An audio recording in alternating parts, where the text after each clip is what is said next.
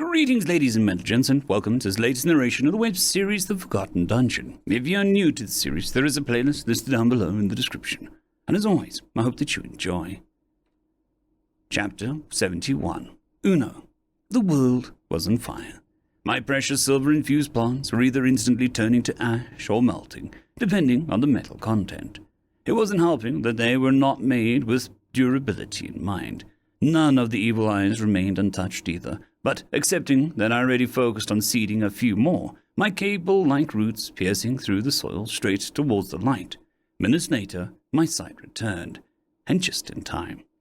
The earlier inferno had embroiled both enemy constructs and allied ghouls alike, forcing the battle to a screeching stop. While the shocked silence covered the combatants, the undead army vanished behind a fiery curtain. The sounds of boiling flesh and cracks of searing bone, making the humans flinch every so often. Hoarse and nearly legible screams of undying ghouls being burned alive only added to the horror. From what I've seen, Charles' spell used 3 components: earth, fire, and kinetic. Somehow he managed to summon a stone boulder high up in the sky, and then surrounded it with his green-tinted fires. The gravity did the rest, as the doom sphere gained unstoppable momentum and simply smacked down right in the middle of enemy forces. A classic meteorite spell, taken straight out of a video game. Unlike his previous attacks, this magic was more complicated, not simply woven from greenish-orange flames, but rather lovingly composed out of a few different types of magical energies. Because of that, the Lich's mana shield also reacted differently. There was a pause when the fiery freezing magic clashed, the concepts conveying much more than temperature. But nothing like an instant explosion happened. Instead, the superheated rock just hung in the air for a fat second, before splintering into a myriad of shotgun-like shots, pelting all that remained underneath. A second later, the ground was covered in a magical equivalent of napalm strike, combined with an A-10 strafing run. Crazed mana, hissing and steaming as it attempted to devour both living and dead with mindless greed. If this happened anywhere but Yana, I would be sure that the enemy had bit the dust. My earlier world's modern forces would fare poorly under such assault. After all, no matter if it was infantry, tanks, or armored vehicles, they wouldn't stand a chance against the mass and momentum of a freaking meteorite, no matter how powerful their anti-air was. However, we were in the middle of a fantasy land, and because of that, the odds of the unthinkable happened were quite high. The melting fire crackled for minutes straight before a last running out of magical fuel, and, as I presumed earlier, some figures were still standing, if looking a bit toasty. To my surprise, and to the disgust of the human soldiers, most of their ghouls also managed to weather the storm. Some of them lacked pieces of flesh, burned inside out with visible holes reaching deep enough to see their bones and viscera. All of them were covered in third-degree burns, but as long as they were alive, the magic keeping them whole slowly regenerated the sustained damage. I was fascinated with the way their cursed items restored lean muscle and twisted, barely human forms. It looked painfully slow, the way the healing magic pushed out its pieces of shrapnel, straightened bones, and realigned spines. Not all of Nut's subordinates survived, though. Some ended up on the ground in hand-sized pieces, their meat cooked to a crisp, with sickly-looking organs splattering everywhere. They soon became a feast for their brethren, just another piece of meat to be consumed, even as melted metal from their eyes and blinders slowly dripped to the ground. The damage dealt by Charles's magic was enormous, and yet they were not even the main target, or a target at all, of his attack. Just an unfortunate casualty.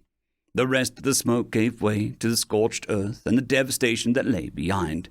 Like Nut's forces, the skeletons, zombies, and even advanced undead fared poorly against the all-consuming flame. I expected to see a sea of burning bones and ash, and indeed, there were some. But most of the dead simply broke down into pieces. Skulls, melted metal, deeply seared meat, carbonized bone, smoked leather, and wood covered the ground. There was not a centimeter of an empty space left. And while the greater part of the undead horde survived, it had depended more on how far they were away from the epicenter of the blast than their innate sturdiness. As I watched the Lich's grip on its servants seem to slacken and more base instincts prevailed, the dead slowly crawled towards the outpost's defensive line, their innate desire to feast on the living easily overpowering whatever self-preservation instincts was left in their rotting flesh and bleached bone. Amongst the carnage, two figures stood still, unbroken by Charles's attack.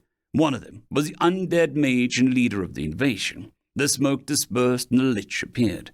Its back was still straightened, but the proud look it normally sported was diluted by the ever-present soot covering its bones and equipment. Both its right hand and the remains of its staff it carried were charred black. The magical implement crumbled before my eyes, and soon the grey ash was all that remained, drifting peacefully towards the scorched ground. The rest of its body didn't look much better, nor did its wardrobe. Charles's flames did a number on the cloth, searing and mangling what was once a highly magical item. The pellets of stone bored numerous holes in the material, turning the magnificent robe into a battered rag. The bones underneath fared as badly, sporting hairline cracked and straight-up holes, their pale luster reduced to blackened mess. The undead mage survived, the blue flames present in its eyes undiminished, no, glowing even brighter than before. For once since the beginning of this battle, its gaze was ablaze with emotion.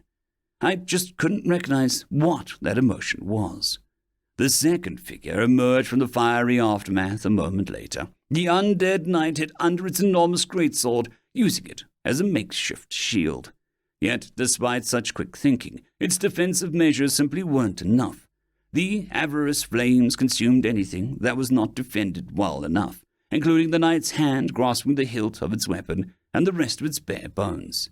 The inferno turned anything that wasn't metal into kindling, leaving the skeletal warrior still capable of fighting, but diminished nonetheless. It squirmed, suddenly grasping the greatsword in its unbroken left hand, shifting its weight of its weapon. It has been secured with frightening ease, one that was clearly a result of surviving 1,000 battles. It seemed like nothing had changed for a moment. The undead monsters still were ready to assault both my dungeon and Silver Oasis. And yet I felt the vile magic faltering, the compulsion summoning its undead servants weakening. In reaction to that, the Waltzer Castle skeletons slowed their endless emergence, while the local humans, both those on the surface and those still desperately wedged on my first floor, breathed out a sigh of relief. Lacking their earlier numbers and replenishing speed, the rest of the dead weren't a major threat anymore, and their crumbly forms were easily dispatched by either my creatures or Silver Oasis troops. The shocked peace on the surface didn't last long, however. The first one to make his move was, however, not Charles, nor the Lich or its minion. It was Nut and his ghouls. The now naked, wearing only a helmet, didn't count as clothed in my humble opinion. The leader of the cursed roared into the air, gathering surprised gazes. He gasped a moment later, exhaustion from the battle settling in. Yet already the noise had drawn the attention of the ghoul survivors, their animalistic howls joining their chief's scream. All of them were naked too, of course, as the fire didn't spare their clothes. "Brethren," Nut howled, his words stretched into an unrecognizable mess of growls and lisps. "We fight, we defend, we repent, we repent." A slew of voices followed Nut's scream, and the first sign of humanity coming to the cursed warriors. The Silver Oasis forces weren't as amused as I was, though, doubly so because their chained beasts' reaffirmation of meat shield role came by unnoticed. Ghoul's words were almost unrecognizable because of their lowered intelligence and physical damage to their heads and throats. Somehow the magic seemed intent on returning the ability to fight and move before regenerating the lips and vocal cords. Curious, but understandable.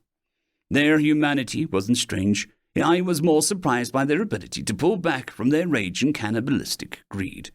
With a flick of my mind, a blue screen with a cursed weapon and helmet combo was summoned. Berserker's Blood Sword, a magical weapon forged from mundane iron and enchanted with the ability to greatly increase cutting power when bathed in blood.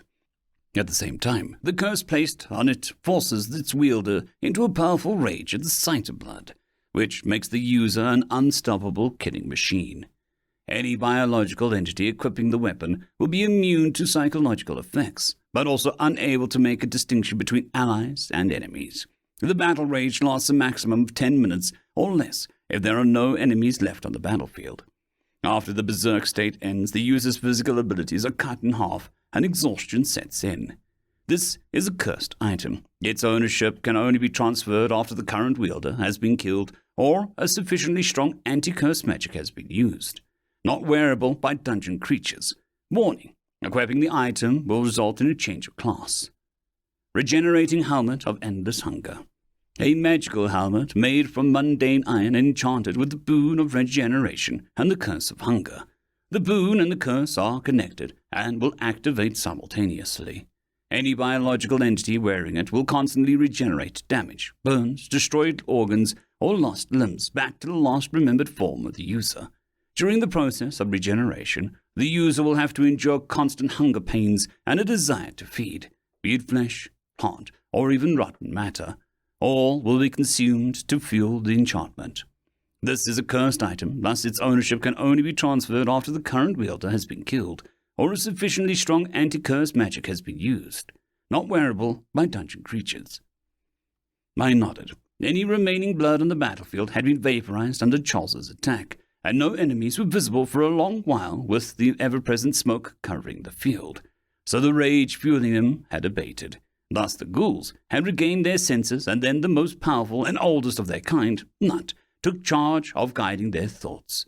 Normally they would turn on their captors, tearing into Silver Oasis lines with the same ferocity they displayed when fighting the undead. And yet the misguided sense of belonging turned into willing tools of the humans.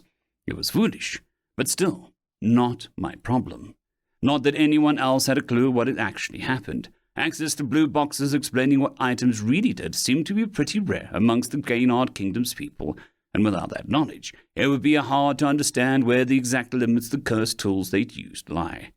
They were probably forced to use tried-and-true empirical methods when coming up with explanations. Monkeys banging on rocks. Sucks to be them. In a happier, more accommodating world, I would try to pass as an item identifier, living a leisurely life. And yet, the continent of Yana was much too cutthroat for that to work, especially for stone like me. Anyway, the not really dead formed a sloppy line and started intercepting the undead drifting towards the humans. This action clearly designated their intelligence. In response, Silver Oasis warriors shuffled around for a few tense moments before relaxing their stance. Charles was heaving, teetering on the verge of hyperventilation, as he tried to stabilize his manner and mind after a heavy expenditure. While earlier he stood alone, the greenish flames visibly bulking at anyone coming close. Now a few soldiers guarded his flanks, including Master Vincent and Butler Adam keeping him upright.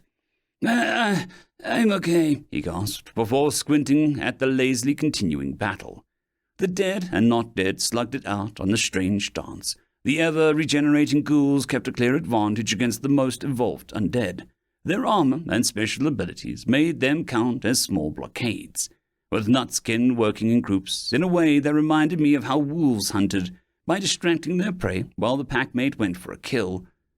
Be it an armored death knight, a large abomination, or an emaciated wight, all fell before their combined might. As the fight continued, I felt a draft. A cold wind blew screaming above my metallic trees. The rage, how the powerful lich boiled in the air, stopping both the invaders and the defenders in their tracks. The undead caster summoned a walking stick made entirely out of ice, and then, a moment later, smashed it into the ground. "Enough!" it screamed in an ancient language, yet the hatred and its inhuman willpower affected every soul present, from the strongest warriors to the smallest critters, all stopped in their tracks, horrified.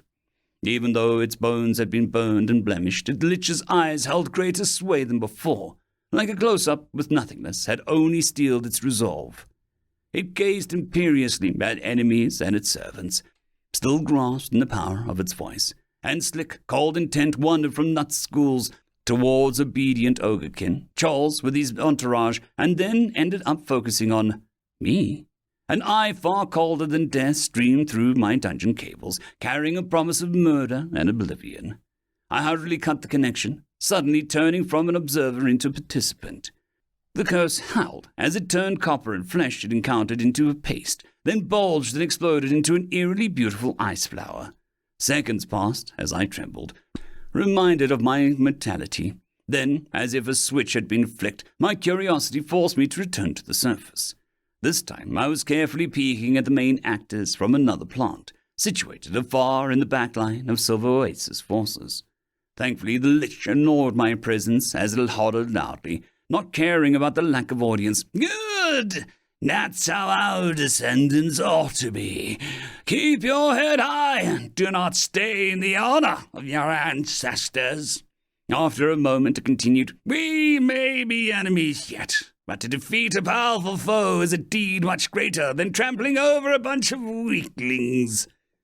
Human forces scowled in response, still not understanding an ounce of the undead's words, but feeling the contempt contained within. The breather was nonetheless used to reposition their forces and to bring back a few exhausted or hurt soldiers to the medical tents. The Lich hit the ground with its icy staff a few more times, clearly excited. "And to think that you even tamed a dungeon under your feet! Marvelous!" it screamed as my head was covered in a metaphorical cold sweat. "Grow in power, gather allies, show the world how the Gaynard bloodline fights for their life!" It stopped for a moment, glaring longingly at Charles and his entourage. "Then I'll come and crush you, add you and those you love to my collection," it whispered, and yet the covetous voice was clearly echoed amongst the soldiers' ranks, sending shivers amongst their lines, even though the meaning of the words was lost on them. "Brace for mental attack!" yelled the sergeants, and human warriors shook off their stupor, many taking out small paraphernalia, their voices rising and fading in some kind of chant. Most of the fetishes were made in the shape of a white kite shield on a black background, which, as I recalled, was a symbol of the Gaynard kingdom. Their quality varied greatly, from metal plates to barely jewel-colored rocks, smoothed out from frequent usage. This was a curious thing. I thought that Charles's forces had cleanly separated themselves from the kingdom. Being left for dead kinda does that to people. Was I reading the situation wrong? I noticed that it was mostly common soldiers that carried such items. The mages and higher-ups instead simply stood straighter, smaller, and bigger auras of mana slowly covering their bodies. The Lich only scoffed as the frenzy that came over enemy forces, and instead waved its hand in the air, pushing power into its words. "Arise!" For a moment there was simply silence, before the first bone clacked on the ground, an unseen force dragging it to an arbitrary point. More soon followed, an uneven noise filling the air. Only a second passed when a small hill made up of bones trembled before the undead cluster, vibrating at an increasingly slower pace. When it stopped, the bones started to melt, becoming more like a fluid. Their color homogenized into a dirty gray, and their shape slowly changed to a stretcher. A meter-wide plank, anyway, with handles growing from its upper and lower part of the thing. After filling the horizontal part with liquid, grew upwards, creating a sort of canopy, before thickening the upper part of the bony structure. Wait, was the Lich making a palanquin? If so, where were the carriers? As if to answer my question, another command was given, and dirty grey skeletons rose from the surrounding bones. Unlike their natural counterparts, they were clearly engineered, or should I say evolved, with thicker arms and legs, complete with a lack of neck and a ribcage so expanded that it looked more like plate armor. Without a word, the new minions moved and kneeled near the palanquin, their hands preparing to lift it at a moment's notice. The undead Casa inspected its work, before barking a few orders and gracefully lying down. The other undead started to bunch up, forming 6 orderly columns, while the large skeleton with a sword simply strode near the commanding Lich, as if it was lifted into the air. "Ah, Waltzer," it waved. "Come walk with me. We need to repair the damage." The mage spoke while inspecting the cracked and burned bones on its minion.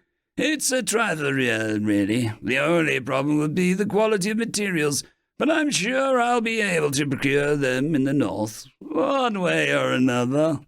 Seeing the muted reaction of its companion, the caster sighed heavily.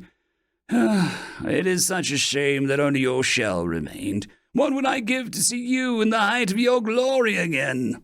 There was a pregnant pause, and this time fighting on the right side. Slowly, ever so slowly, the undead filed out and abandoned their positions, to which humans reacted with much celebration, despite their exhaustion. A wasteland of flesh, bone, and ash remained, bare of any living creatures or plants. And between that cursed plain and Silver Oasis forces, a bunch of figures was waiting on their knees, their gaunt and naked forms displayed for all to see. Nutschools were kneeling in a straight line, each of them wearing their cursed helmets and keeping their swords behind their backs, hands bleeding from sharp edges. Their eyes were empty as they stared at the ground, repeating a somber chant, not dissimilar to what the humans had done a moment before.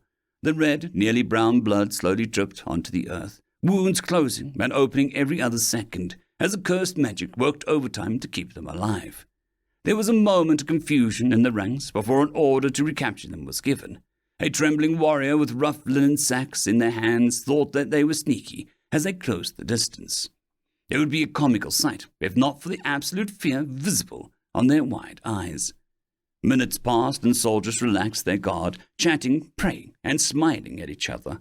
Cauldrons with food were brought out, filled with filling stew. But the defense force didn't completely relax their guard. Their leaders, Charles, also managed to mostly recover. His red eyes regained their brilliance, while both his butler Adam and crazy-looking Master Vincent were standing nearby, ready to assist. It was a peaceful time. Everyone knew it wouldn't last. Minutes passed, with time stretching out like molasses. Then something changed. Drums in the deep, I wanted to scream, my favorite movie playing and replaying in my head. My revenant not simply scoffed through the link, retaining only the significance of a new group of enemies arriving. "Kill, dog," she sent, her bloodlust filling the gaps. Sure, the arrivals were coming from the south, where Gaynard Kingdom heartland stood. It was unlikely that they were anything but enemies, especially since Charles declared Silver Oasis's independence, or however one would like to call it.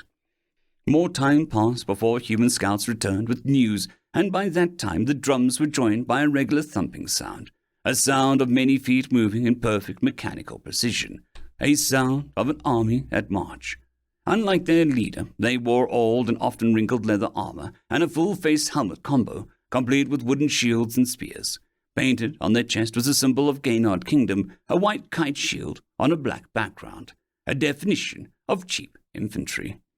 Or it would be so if not for their inhuman precision when marching. It was like observing puppets being moved by a skilled master. Each step was as long as the last, and it took them as far as the one before, which by itself was fine. There were, however, 200 of these guys, and all of them moved in the same rhythm. I wasn't the only one to notice that discrepancy. The human forces, which relaxed seeing a familiar iconography, returned to the highest alert. Despite their worries, the incoming forces stopped before entering Silver Oasis proper. Instead, their leader raised his hand, and the army spread out in a nearby plain. As his horse slowly trotted closer, the soldiers behind him spread out from a two-man column into a formation more reminiscent of a three-soldier-deep firing line. "Captain Shohack, from the 342nd Defense Regiment, hails the free settlement of Silver Oasis." The leader growled, clearly disgusted by the latter part. "Send out your representative. I'm here to negotiate." There was a commotion on Charles's side as his aides tried to stop him from coming forward. Cries of "it could be a trap, and you're still not at full strength" were ignored by the fiery magician as he snapped away those holding him back. He walked to the front line with a straight back, the soldiers giving him space, but his steps stopped just before the barrier made from that strange anti-undead liquid. With a squint on the otherwise tranquil face, Charles began. "Here I am, just as you wanted. Speak your part, Captain Shohack." The newcomer knight sighed. "A blue flame, right?" "Right now, just Charles will do. After all, the family kind of threw me out, right?" The flame mage responded with a smirk. "It wouldn't do to dirty their name with rebellion." "I wouldn't be so sure, considering you're its only living representative." "But what?" Charles gasped, but Shohack continued his offensive. "With your ancestor currently missing, and most, if not all, adults either dead or crippled, many of the Blue Flame's old enemies used this chance to join forces and get rid of a thorn in their side." There was a pregnant pause. "They succeeded. As far as we know, any man, woman, or child carrying blue flame blood was purged from existence. That is discounting some far offshoots or those exiled like yourself." "I thought you were trying to get on my good side," Charles sneered. "As a representative of the royal family, recounting how they failed to uphold their duties during the time of strife doesn't really inspire my belief in them." "What do you mean?" "I don't understand." The armored man's face was hidden under the helmet, but his confusion was easy to notice. "It seems like you forgot that during war magical nobles are under the protection of royalty in order to stop a situation you described from happening." Charles huffed while scratching his chin like an extermination of blue flames didn't concern him. "Otherwise, most of the current families would be already extinct, not to mention how would it have weakened the Gaynard kingdom as a whole." "I see a few reasons for doing so," the mage continued, his gaze growing colder with each word, before starting to count, each straightened finger looking like a soundless accusation.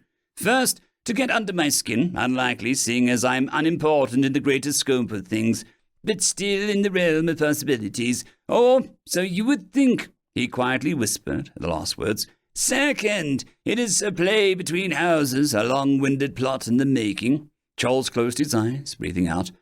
"I can think of a few of our enemies with enough cunning, tactical sense, and sheer vitriol to plan such a massacre. Unlikely, but still possible, since even without protectors, blue flames have their own secret methods to defend. Third, the royal family completely lost control over Shield Star, and the situation has persisted for long enough that the noble families grew bold," he sneered. "Like starving wolves, they tore into each other until only a few remained, bloodied, weakened, but at the same time sated by their enemy's demise." As he finished speaking, Captain Sohake started clapping slowly, while a small chuckle escaped his lips. The warrior dismounted from his horse, seemingly tired of looking down on Charles. "I was never good at word games," he explained. "The diplomats at home said I should start with it, according to their wisdom, to give me a high ground and starting advantage, or similar bullshit." You could clearly hear his grin under his helmet. "Real warriors don't need such things, don't you think?" "Now, why don't we talk about what I'm here for?" The man studied Charles for a moment. "I was gifted with enough decision power to guarantee both your independence from the Gaynard kingdom, as well as some refugees to fill your little oasis with. Hell, I'll even throw in some material support, weapons, armor, food, you name it. And the price for that, Grace, would be letting you take back Agnes, yes?" Charles answered with a sneer. "No, come on," Sohake exclaimed while waving his hands. "It's Princess Agnes Gaynard, and I'll be taking her back to her family. You are the one keeping her here against her will. We are not the bad guys." "Sure, and what you and yours will do to help her. At least I don't want to use her, allowing that monster to take control of my fiancée," the redhead mage shouted, magic churning around his body menacingly. "I would advise you not to call Lady Green any names," the armored man answered coldly, his countenance suddenly straightening. It was fear, I noticed, raw, primal fear. "She is very particular about that. If you anger her any further, I cannot guarantee your safety, nor the safety of those you shelter," he continued stiffly. The two men stared at each other with indescribable expressions, while Gaynard's soldier and Charles's rebels continued their standoff behind their backs.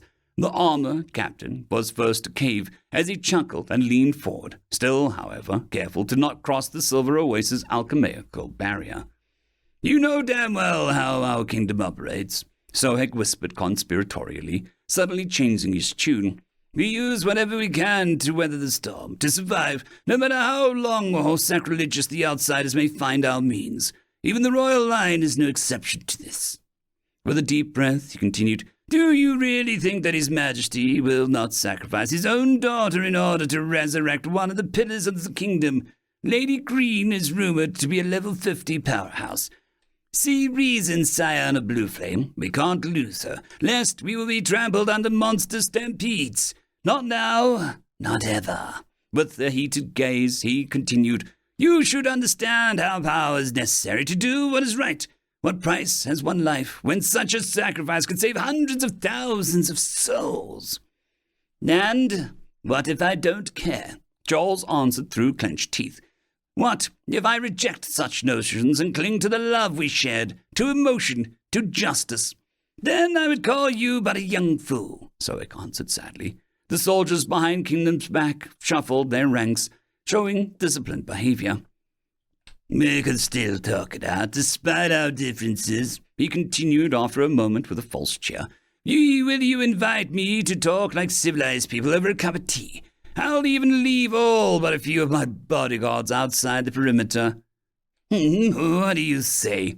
My answer is simple. Of course not. Go to hell, you undead freak. I observed as Captain Sohek balled his fists in response, and then started laughing.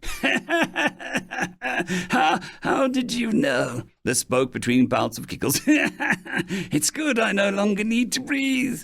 Joel shot him a mean gaze before answering calmly.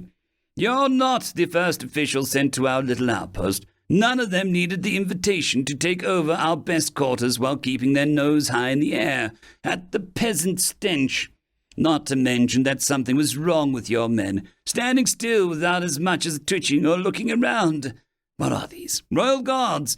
Also, the red-eyed mage squinted at his opponent. Who the hell walks all covered up in this kind of weather? It was clear that you fear the sun, and that your men are anything but that.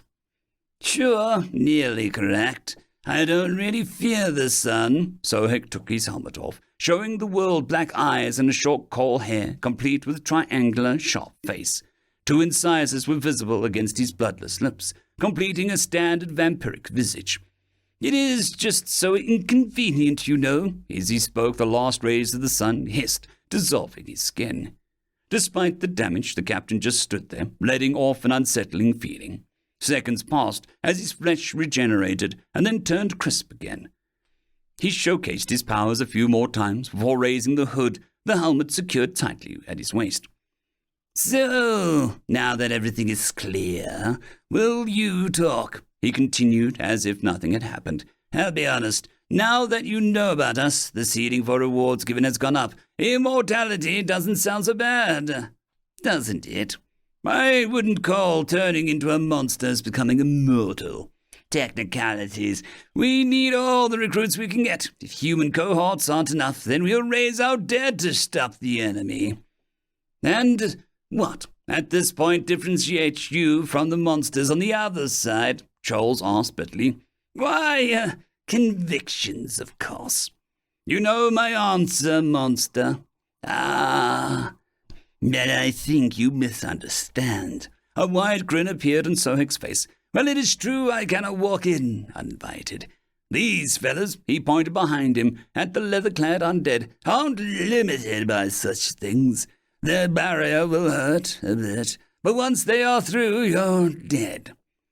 And you know what? The undead captain added in a whisper. There are no restrictions on entering places without living. Okay, the stakes are rising a bit too much. I've already invested in Charles a fair bit, not to mention all those all those resources I've put into humans living above my dungeon. I was not going to let this Sohek guy, and by extension, whatever remained of the Gaynard kingdom, simply take them. Time to expedite my timetable. It's great that my puppets and dragoons were already massed underground. Now to give orders. March upwards, my creatures. Silver Oasis humans are allies. The undead on the other side of the barrier. Enemies! March upwards and stand against the destruction. One more thing. Try to behave like dwarves. Mute dwarves, preferably. I added in a much less sure tone. Maybe this wasn't such a great idea. Ignoring my conflicted emotions, the underground force raised their weapons in a show of silent support. Their weapons and armors clanked as they slowly made their way towards the stairs. There were not even 100 of these guys, but counting Charles's forces, we would be able to easily repel up to 500 enemies. Also, I thought. These troops weren't battle-tested, but their heavy armor and even heavier weapons allowed them to dish out and endure enormous amounts of damage. I also noticed a change in the puppet's description. Analyze. Soul-scoured puppet. A former sapient creature subjected to inhumane torture, ending in the absence of will and independent soul. The resulting residue is completely depending on the received orders and dungeon mana. It can be repurposed to function outside the depths that spawned it. that remains indistinguishable from other sapient beings and retains the skills and magical abilities that it was capable of before the change, the only exception being the ability to speak or write. It is still, however, able to understand speech. Due to extensive remodeling, the physical strength and reflexes of the puppet has been greatly enhanced. This puppet has also been strengthened by installing a shard of anima in its chest. It functions as an additional power source and self-destruct device. Threat level dependent on base model. Yep, here it is. My minions were now a type of kamikaze, with a gleaming green haze covering their hands and legs when it was exerting itself. A set of levers and armor was added since its inception, in some part reflecting what the dragoons had done earlier. My rattling engineers were anything but creative, even if the mention of self-destruction kind of worried me. Since when did they? No, it's better that I not to know. As I mumbled under my nose, the march never stopped, and now even above ground the loud thud-thud-thud sound could be heard, my soldiers marching in perfect step. They arrived at the first floor and promptly ignored any humans encountered. The Silver Oasis folk didn't know how to react, but since the creatures didn't move to attack, they too settled into a state of worried observation. Additionally, they weren't sure who they were, only adding to the confusion. Sohek and Charles waited for the noise to subside, both unsure of the source and its consequences. Yet when the first dragoons and puppets emerged from the underground, Sohek reacted with revulsion. "Have you really fallen so low, Blue Flame, to consort with the demi-humans?" he shouted while spitting on the ground. "They're worse than monsters, lower than animals. They can't be trusted." "What? I'm not their ally." "Don't try to deny it, deviant." Sohek's eyes narrowed. "A dwarven clan and its kobold mercenaries. As for the chaosed outcasts," he muttered quickly, "still I am truly disappointed." As he spoke, my warriors came closer, easily finding empty spaces beside their new human comrades, who kinda didn't know how to react. Details. What mattered was that soon their heavy iron armor stood toe-to-toe with leather-clad humans. Dragoons, as a defensive specialization, focused on reinforcing the line, while puppets gathered on the flanks, their maces and axes ready to shed blood. Ahead of the soldiers, but still not so close to the undead as Chol stood, a leader puppet, made from Tobal something. I knew I stole his memories, but so many dwarves had been devoured by this unsuccessful procedure, it all mashed together. Anyway, he was larger and sturdier than his compatriots, and thus he was in charge. Or should I say, it. Whatever. The representatives of the kobolds was unimaginatively named Kobold Sergeant. I vaguely remembered that it was the guardian that bestowed such a rare name on the poor sod. Well, not different from other kobolds, it had a stronger presence, bright eyes full of curiosity and, more importantly, an ability to speak. He just needed an occasion to do so. I couldn't wait. And just in time, the Captain Serberous finished his tantrum. How nice. "I will inform my superiors about your betrayal, human," he hissed. "What you've built here will be burned back to the ground, your allies slaughtered and left for the crows to feed." "Once again, these are not my allies. I don't know from where these dwarves have appeared." Charles spat out tiredly. "Your measly attempts at distraction aren't working, bloodbag." The vampire put on his helmet, but didn't stop screaming in an accusatory tone.